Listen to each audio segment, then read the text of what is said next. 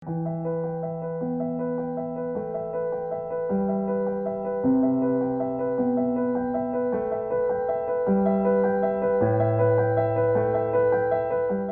vaqtimni bekor emas, mazmunli o'tkazishni yoqtiraman. Kutubxona mening eng sevimli maskanim.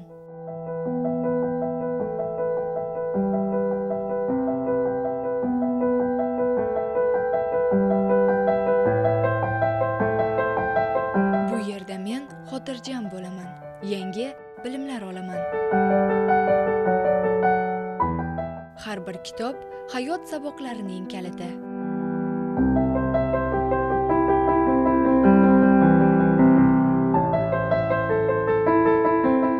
Men uchun kutubxona shunchaki joy emas, bu tafakkur maydoni.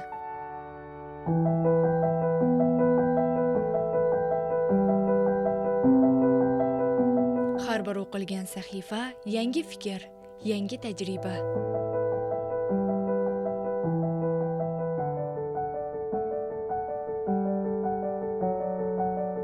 Bilim olish bu faqat o'qish emas, bu o'zingni topish san'ati.